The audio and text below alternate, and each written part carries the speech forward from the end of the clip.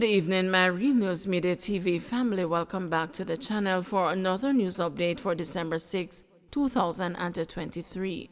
And in the news this evening, father killed, kids injured in Hannatown gun attack. A man was shot dead and his two children, ages 8 and 4, were injured during a gun attack at their home on Upper Oxford Street in Hannatown, Kingston on Wednesday morning. The dead man has been identified as 55-year-old Mark McKenzie. The children, both students, have been admitted to hospital. Reports reaching the news are that around 3 a.m., several men armed with guns entered the yard and went to the house of the now deceased, who was asleep in bed with the children. They reportedly then opened gunfire, hitting them. McKenzie, the police said, received gunshot wounds to the face and the chest, while the children were shot in their legs.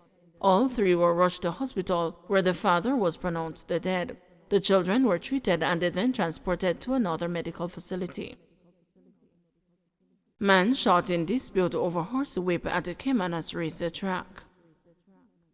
Lawmen assigned to the Portmore police station arrested and charged 2 men after one of them was reportedly shot and injured with his own gun during a dispute at a racetrack in Caymanas, Portmore, St. Catherine on Tuesday, December 5. Charged are 63-year-old Wayne Binns, otherwise called a teacher, a horse trainer of Spanish Town, St. Catherine, and 22-year-old Tyrese Heslop, otherwise called a Green Mango, a racehorse exercise rider of Newlands, Portmore in the parish. Binns was charged with assault occasioning bodily harm and the possession of a prohibited weapon. Heslop was charged with wounding with intent, possession of a prohibited weapon, unauthorized possession of ammunition, and use of prohibited weapon to commit a scheduled offense. Reports are that both men had a dispute, allegedly over a horsewhip, when Binns used his licensed firearm to hit Heslop in the head. A struggle ensued and Heslop managed to disarm Binns and shot him in the leg. The police were summoned and Heslop was taken into custody, while Binns was taken to hospital for treatment. They are to appear before the St. Catherine Parish Court on Friday, December 15. Man dies in suspected fall in West Marland. West Marland police are investigating the circumstances surrounding the death of a laborer in Breton Bluefields in the parish on Tuesday afternoon. He is 47-year-old Edward Tomlinson of the community. According to the police, Tomlinson is suspected to have fallen to his death. Reports from the police are that a relative of the now deceased discovered him lying face down behind his aunt's house between 12 noon and 2 p.m., clad in a blue shorts and shirtless, with wounds to his face and the neck, suspected to be caused from a fall. The police were summoned and Tomlinson was seen lying on the ground face down. He was then transported to the Savannah Lamar Public General Hospital, where he was pronounced dead. The news understands that he lived on an elevated area about 20 feet above where he was found. Tomlinson's cousin, who found his lifeless body, recounted the incident. "I went to my aunt to pick up a peg of garlic and some ketchup, and when I come back, me stumble upon him and me run off." The cousin, who did not want to be identified by name, told the news. He said he panicked and went to alert others. "Me run go tell one of my cousin's mother and my friend," he added. He described his cousin as a jovial, hard-working and kind man who was loved by everyone in his community. Alleged SSL fraudster Gene Panton remanded until May 27. Accused the fraudster Gene Panton, the former Stocks and Securities Limited wealth advisor on multiple fraud charges, was on Wednesday remanded until May 27, 2024. Panton was indicted for 3 counts of larceny as a servant, 3 counts of falsification of accounts, 5 counts of forgery, 5 counts of uttering forged documents, 3 counts of engaging in transactions involving stolen property, and 3 counts of breaches of the Cybercrimes Act. Panton is accused of fleecing roughly $3 billion from more than 30 SSL clients over a 10-year period.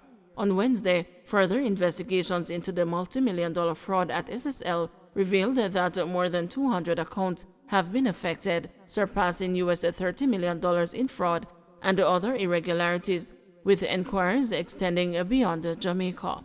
Evidence now shows that there are over 200 affected accounts and a staggering amount exceeding US $30 million attributed to fraud and other irregularities related to clients' funds.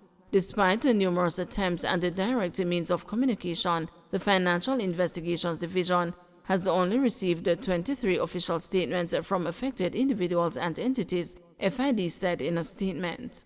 SSL has been under temporary management of the FSC since January after fraud allegations surfaced, indicating then that some 40 clients had allegedly been fleeced of a combined $3 billion from accounts. One individual, Jean Ann Panton, has so far been charged and is to be tried in the criminal division of the Home Circuit Court. The investment firm is currently involved in several open court cases, including with Wellgen Limited, a business connected to sprint star Usain Bolt, Jean Elizabeth Ford, Deborah France, May Elaine Tapper, Jamaica Small Loans and Microfinancing Limited, and Robin De Lesser. Former SSL directors and executives have been listed as additional defendants in amended claims. Shoemaker charged for Kingston murder. A 51-year-old shoemaker has been accused of murder following the stabbing death of another man along North Odeon, Kingston 10 last month. Charged for murder is Donovan Nooks of Johns Street, Kingston 12. The deceased has been identified as 33-year-old Kevin Thompson. Reports from the Halfway Tree Police are that about 10:45 a.m., an argument developed between the two men and a tussle ensued. Nooks is accused of using a knife to inflict several stab wounds on Thompson. Thompson was taken to hospital where he was pronounced dead. Skint charged with breaches of the Firearms Act. A man who the Kingston Western Division has listed as a person of interest in November had several gun-related charges laid against him in connection to a shooting incident along Rodney Street, Kingston 12. The incident reportedly took place on Sunday, November 19. Charged with shooting with intent, possession of a prohibited weapon, and unauthorized possession of ammunition is 38-year-old Kevardo King, otherwise called Skint, of Nelson Street, Kingston 14. Reports from the Denham Town Police are that about 10:45 p.m., a man was walking along the roadway when he was allegedly pounced upon by King and an accomplice who chased and opened gunfire at him. Following the shooting, King and his accomplice reportedly escaped on foot in the area. The man who ran away to escape injury made a report to the police. An investigation was immediately launched, which led to King being taken into custody on Thursday, November 23, and was charged after being identified on an identification parade on Monday, December 4. His court date is being finalized. West Marland cousins charged after allegedly pointing firearm at elderly woman. 2 cousins have been arrested and charged after allegedly pointing a firearm at an elderly woman in Bethel Town in Westmoreland on Saturday, December 2. The juveniles, who are both 17 years old, have been charged with assault at common law and the possession of a prohibited weapon. Reports from the Bethel Town Police are that about 11 a.m., both boys were traveling on a motorcycle when one of them allegedly pulled a firearm from his waistband and pointed it at an elderly female. A report was made to the police and one of the boys was taken into custody. The other boy was later accompanied by a relative to the police station. Both boys have since been charged. Their court date is being finalized. Rasta fatally shot in Prairie, St. Anne. The St. Anne's Bay Police have launched an investigation into the shooting death of 41-year-old Karen Llewellyn, a security guard from Arakabessa in St. Mary. The incident happened about 9 p.m. on Tuesday, December 5. Llewellyn, also known as Rasta, was reportedly with his girlfriend in a parked car near Seaview Heights in Prairie, St. Anne when they were attacked by gunmen who drove up and parked behind them. The assailants later escaped in the same vehicle. Llewellyn succumbed to his injuries at hospital while his girlfriend was admitted for treatment. Some Portmore residents are frustrated by frequent water lockoffs. Councillor for the Independent City Division in Portmore St. Catherine, Courtney Edwards, says residents have grown frustrated with the frequent disruptions in water supply across their communities. Mr. Edwards says while the National Water Commission has scheduled lockoffs, the disruptions have become more unbearable over the last 3 weeks. He added that the amount of water available to residents during scheduled distributions is insufficient to meet their daily demands. Councillor Edwards, who was speaking with the news on Wednesday morning, said that schools are also affected.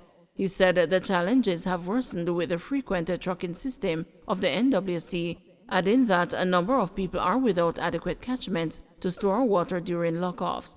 According to Councillor Edwards, the NWC has pointed to an electrical issue with the Jamaica Public Service Company's system as the cause, but he has called for the NWC to implement measures such as using a standby generator to mitigate the challenges.